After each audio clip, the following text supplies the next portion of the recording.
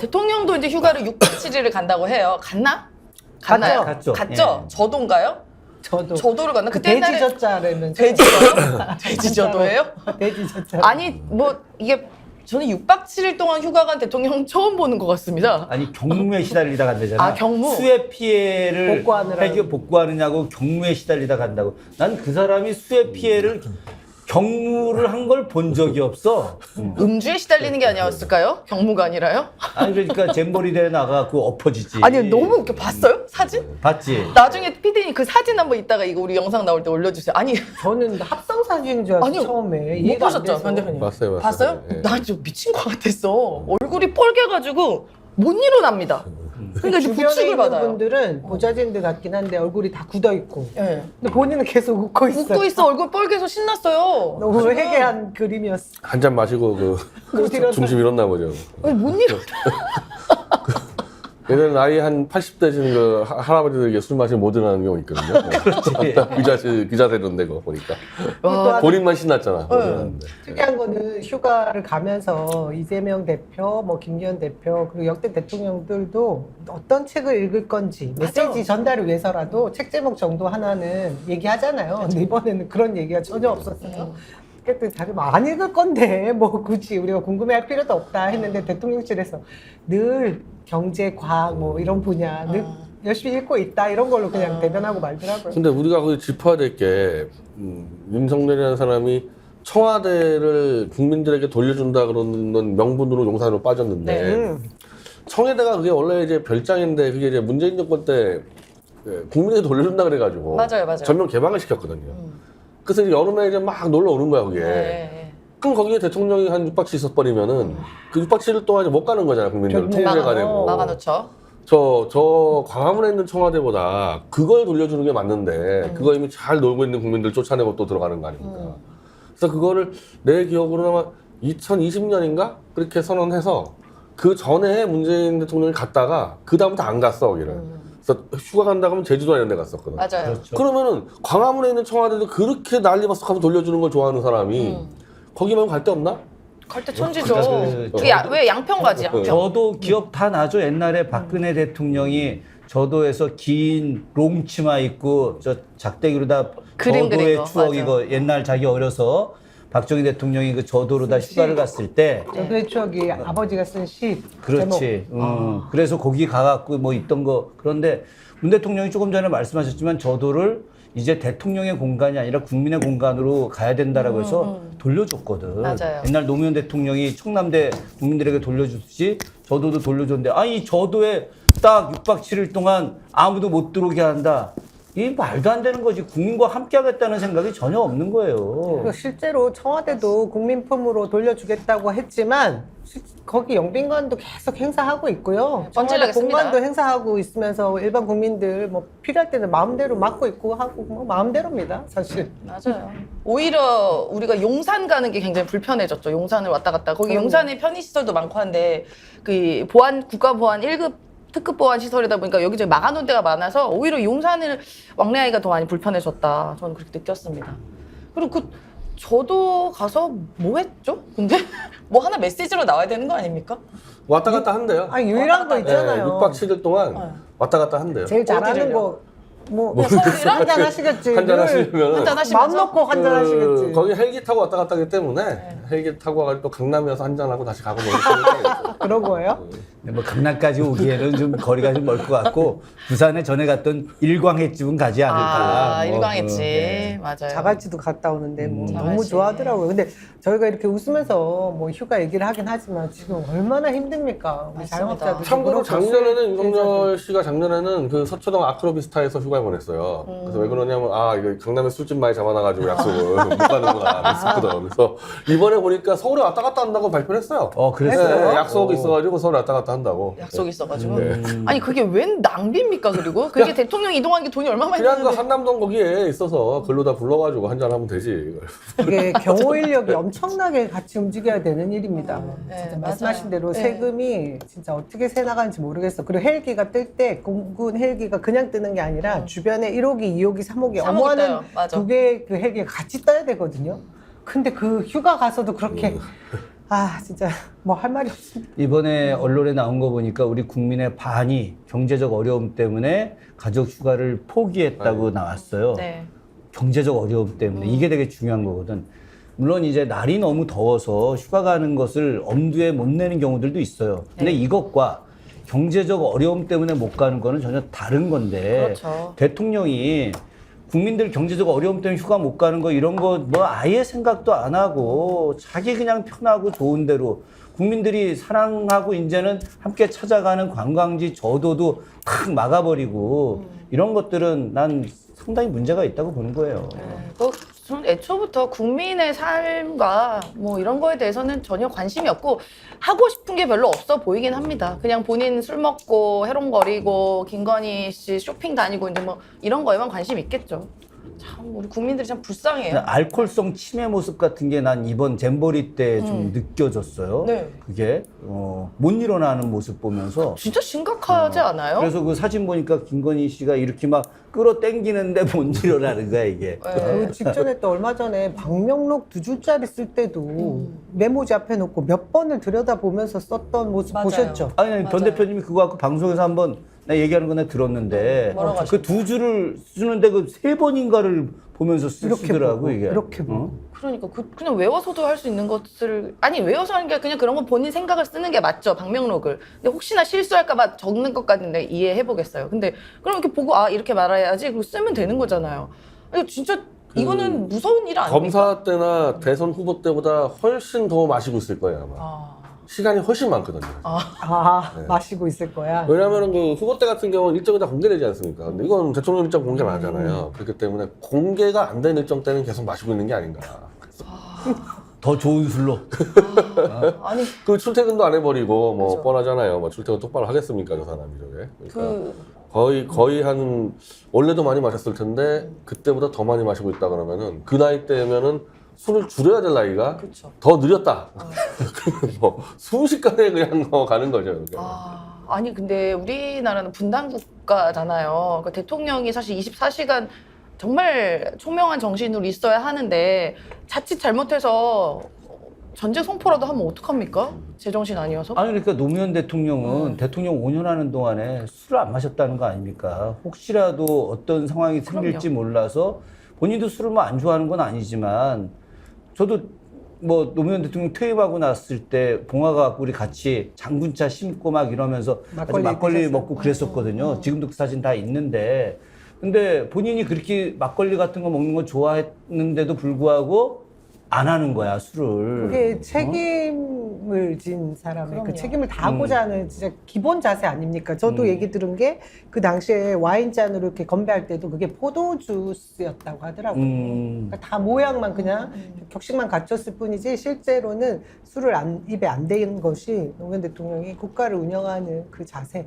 책임 있는 자세의 모습을 보여줬는데 지금 뭐 그게 아니라 말씀하신 대로 훨씬 더 많이 먹지 않나? 그 전의 시절보다 지금 대통령 취임 이후에 더 먹지 않을 건가라는 의심이 드는 게 여러 가지 이 정황들 때문에 그런 거잖아요. 맞습니다. 그리고 이제 그 순방 갔다 올 때 비행기에서 내리잖아요.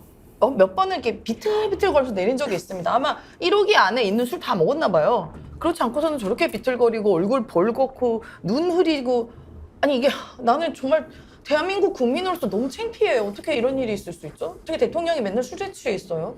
그 잼버리 사진은요. 이거는 술을 안 먹었다고 반박하기가 힘들 만큼 너무 심각한 상황입니다. 얼굴 벌겋고 혼자 이렇게 배실배실 웃고 있고 이거 어떻게 해? 국가가 제대로 지금 작동하고 있다고 하면 운동을 하게 하거나 진짜 옆에서 트레이너든 건강을 체크하는 누군가가 계속 대통령한테 뭔가를 시켜야 돼요. 근데 맞습니다. 그런 걸 못하니까 그 한 자리에서 못 일어나는 모습을 지금 외부에 다 노출하는 거 아니에요. 그 원래 검사 중에서 이렇게 막 기자들하고는 어울리고 정치인하고 어울리는 사람들은 골프를 반드시 하거든요. 네. 근데 윤석열은 검사할 때조차도 골프 한단 말이 안 들려요. 그거 뭔지 알아요? 술 좋아하는 사람들은 골프 안 좋아합니다. 골프를 아예 안 해봐요. 저희 남편이 그렇거든요. 술 좋아하는 사람들 골프 싫어해요. 아니 그 우려는 일반적인 사람은 골프를 하고 술을 마시는데 그 골프 할 시간이 아까워서 그때부터 마시기 술을 시작하는 마시지. 그런 사람도 있어요. 진짜 그러니까 미치겠다. 검사 중에서 골프를 안 치는 저 얼마 안 되는 사람 중에 한 아니 그게 옛날 노무현 대통령은 기자들하고 만날 때 늘 등산을 했잖아요. 예. 뒤에 이제 북악을 가거나 뭐 이런 식으로 등산을 하면서 뭐 체력도 다지고 또 기자들하고 대화도 나누고 또 식사도 하고. 근데 지금 우리 윤석열 대통령은 뭐 그런 거 한다는 걸 내가 들어본 적이 없어요. 그러나. 등산은 뭐 한 번도 후보 때부터 한 번도 안 나왔었잖아. 뒤뚱뒤뚱 힘들죠. 하여튼 움직이는 모습 자체를 본 적이 없습니다. 그런 거 있다. 순방 가가지고 산책한다고 뭐 티 이상한 편안한 거, 티셔츠 편안한 티 입고. 입고 이렇게 돌아다니는 거 그거 하나 봤네. 좀 제발 좀 운동이라도 좀 하십시오. 걱정됩니다 진짜. 우리가 대통령 건강 걱정까지 하고 있어야 돼요 지금? 근데 아니 근데 그게 되게 중요한 게 중요한 거죠. 대통령이 건강이 안 좋게 되면 국가가 굉장히 혼란스러워지거든요. 네, 그럼요. 그렇기 때문에 대통령의 건강은 굉장히 중요한 거다. 그런 측면에서 우리가 뭐 이야기한다고 듣지도 않겠지만은 윤석열 대통령이 하루라도 빨리 술을 끊는 게 좀 정상적인 사고를 할 수 있는 기초가 되지 않을까. 장어에 물린 이후에 다른 얘기는 없나요? 장어요? 장어한테 확 물리신 적 있지 않나요? 거기 수산시장 갔을 그 때. 이후로는 다른 얘기는 없나요? 그 이유는 뭐 그 장어 열사에서 그 열사비가 세워진 열사비 세워진 거 그거는 이제 나왔지. 그 장어 압수수색 당하고 구속당하는 거 아니야? 아니, 결국은 쳐서 쳐서 죽었잖아, 먹었습니까? 이게. 아니, 국가가 참 이게 무슨 꽁트도 아니고 이게 나라에 정말 엄숙하고 엄중한 이 나라의 국정 운영이 이 윤석열이라는 사람 때문에 정말 코미디가 됐어요. 정말 국가의 불행입니다. 국가의 불행. 하여튼 윤석열 대통령 취임 이후에 대통령 추천 도서는 사라졌지. 아니 실제 다독가래요. 대통령실의 도서 구입비 영원. 영원. 아니면 본인이 참모가 이랬잖아요. 굉장한 다독가다. 다주가 아니. 다주가 다주가를 했지. 잘못 말했나? 다독가로. 하여튼 그게 제일 심각한 문제예요. 난 2020년에 문재인 대통령이 그때 국민들한테 추천하는 4권의 책 중에 하나가 제 책이었거든요. 나 대통령 추천 도서 작가 출신이야. 뭐였죠? 정조. 리더라면 정조처럼. 저 읽었어요. 저도 읽었어요. 진짜. 저 읽었어요. 나 그 책 리더라면 저자야. 정조처럼. 근데 윤석열 대통령은 그런 거 한 적이 없었거든. 이게 DJ 때 처음 나온 거거든요. 야 이번에 나 윤석열 대통령께 추천드리고 싶은 책이 있습니다. 태블릿 PC 태블릿. 책을 가져봤으면 나그저알을 대박 추천드립니다. 났을 텐데. 나그저알. 본인 사진 잘 나와 있는데 아니면 뭐 엑스파일 이런 우리가 책. 보내긴 보냈습니다. 예, 거기에 나와 있는 검사들 포함 30명 검사와 대통령 윤석열, 한동훈 부인까지 다 보내긴 보냈어요. 근데 읽었을까? 당연히. 읽었겠죠. 권력, 살아있는 권력의 부패 문제들 아니에요. 그러니까 지금 양평 고속도로 김건희 로드 이거 진짜 물고 늘어져야 될 때거든요. 네. 저희는 진짜 내부에 계속 폭탄 하나 터지면 우리 내부에서 또 거기서 보글보글 또 맞아. 싸우고 있고 그게 너무 안타까워요. 맞습니다. 혁신위를 누군가가 웹에서 공격을 하고 저 작은 비밀이라도 제공을 해도 공격을 하면 우리 내부에서는 그냥 딴 얘기를 했으면 좋겠는데 민주당은 그게 안 돼. 그래서 계속 또다시 말씀하신 대로 지지율 떨어뜨릴 만한 내용들을 자꾸 발산을 하게 되거든요. 그게 참 아쉬움이고 진짜 양평 고속도로 같은 경우 저 얼마 전에 더원협에서 지지 방문 갔었거든요. 농성장. 갔더니 진짜 그때 앞에서 지금 계속 실긴 싸움을 하고 있더라고요. 맞습니다. 이거 국민들 대다수가 부동산 문제에 있어서 누구에게 특혜줬다? 그것도 대통령 땅, 일가 땅? 뭐 이런 부분을 다 가만히 안 있잖아요. 그렇죠. 이거 지난번에 우리 국정 현안질이 잘했습니다. 근데 갑자기 다른 사람들이 쑥 들어오면서 또 뚝 끊긴 듯한 느낌이 들거든요. 이제 이 건은요 정말 심각한 전 국정농단 수준의 비리라고 생각하고 저는 지난 수요일에 직접 그 양평 땅에 갔습니다. 그 이른바 김건희 땅이라고 김건희 일가 같은 땅이라는 날 데 갔더라고, 갔고, 시간이 다르게. 더 죽는 줄 알았는데 그게 실제 정말 중부 내륙 고속도로 정말 바로 옆에 딱 붙어 있어요. 네. 그러니까 원희룡 장관이 거짓말을 여러 개 한 것 중에 하나가 거기가 산비탈이라서 개발을 못한다라고 했는데 약간 이렇게 비탈길이긴 합니다만 개발 못할 게 하나도 없는 게요. 그게 도로가 이렇게 포장도로로 딱 예쁘게 해놨어요. 예쁜 땅. 네, 그리고 창고도 딱 예쁘게 지어줬고 그 위에서 이렇게 딱 보면 강변까지 딱 보입니다. 정말 입지 좋고 그 강 맞은편에 그 같은 높이에 있는 쪽에는 아파트 대단지가 쫙 있더라고요. 그러니까 충분히 개발이 가능한 땅이라고 확인됐고 또 하나는 선산이라고 그랬습니다. 선산이 안 된다고. 선산은 그 땅이 아니라요. 거기서 한참 한 300m 정도 위로 산으로 올라가면 거기에 납골 땅이 나오는데 거기는 애초에 거기는 개발이 안 되는 데야 어차피. 그러니까 이 두 가지 거짓말한 걸 저희는 일단 확인을 하고 왔습니다. 그래서 저희는 이 건만큼은 민주당이 정말 목숨 걸고 이 비리를 파헤쳐 놔야지. 왜냐하면 지금까지 대답을 못 하고 있어요. 왜 바뀌었는지, 누가 그 황당한 거 바꾸겠는지. 나왔잖아요. 그 타당성 본타 조사 용역회사에 응. 업무가 다 끝나지도 않았는데 지금 다 한 거, 100% 돈 다 준 거 아니에요? 돈을 주고 지금 결과는 아직 안 나왔다고 계속해서 국토부에서 얘기했는데 그것도 지금 거짓말이었던 더 거죠. 문제는 용역사에다 지금 돈을 계속 납부하고 왜냐면 이게 지금 끝나지가 않아서 이 양평 고속도로가 터지는 바람에 이 용역 기간이 계속 길어지는 거예요. 그러니까 지금도 계속 세금이 나가고 있는 상황입니다. 용역사에다가. 나가고 있는 상황이에요. 저는 이제 언론 보도를 통해서 보니까 애초에 계약했던 완납하는 돈을 거의 다 완납한 걸로 되어 있다고. 거기까지는 완납했고 지금 길어졌잖아요. 이번 또 더 나가고 계속 있는. 나가고 있는 상황이에요. 뉴스타파 기록에 의하면은 네. 다른 제3의 그 용역사가 또 있는 거잖아요. 건화 엔지니어링이라고. 근데 나는 이 문제보다 내가 지난주에 그저께 그 양평군 여현정 의원하고 최영보 의원하고 셋이서 이제 방송을 같이 했어요. 제가 이제 사회를 보고 이제 두 분 오셔갖고 이제 여러 이야기 하는데. 요즘 양평 군의원. 예, 군의원 두 분이. 단식하셨던 분. 예, 근데 이 두 분이 신변의 위협을 느낀다는 이야기. 그러니까 왜요? 양평에서 민주당 의원이 딱 둘이잖아. 전체 7명 군의원 중에 둘인데 이 지금 양평군 의회에서 이 2명을 제명시키려고 지금 하고 있다는 거예요. 예, 아예. 이건 좀 굉장히 충격적인 거. 방송에서 그 이제 차마 이야기 저도 못 들었어요, 하고 그날. 바깥에서 이야기했는데, 그리고 거기서 이 양평 사람들이 이 두 사람을 거의 뭐 역적대하듯 이런다는 거예요. 그래서 오히려 민주당 많은 당원들이나 민주당사 지지하는 분들이 양평에 찾아가서 이분들을 격려하고 민주당 사람들 좀 더 역할할 수 있게, 우리가 정당의 문제가 아니라 나는 이 문제는 바로 정의냐 불의냐의 문제라고 난 보는 거예요. 그리고 이것이 정말 수도권 전체 광역 노선의 국책 사업으로 진행된 것인데, 이것과 관련해서 나머지 전체 경기도민들 전체가 함께 연대해서 싸우는 이런 일들을 해야지, 양평에서 정말 어렵게 정의를 위해서 싸우는 사람들을 위해서 우리가 도움을 줄 수 있지 않을까, 난 그런 생각을 많이 해요. 네. 그러니까 이게 어쨌든 국책 사업이니까 지금 국토위에서 활약을 하고 계시는 많은 분들도 계신데요.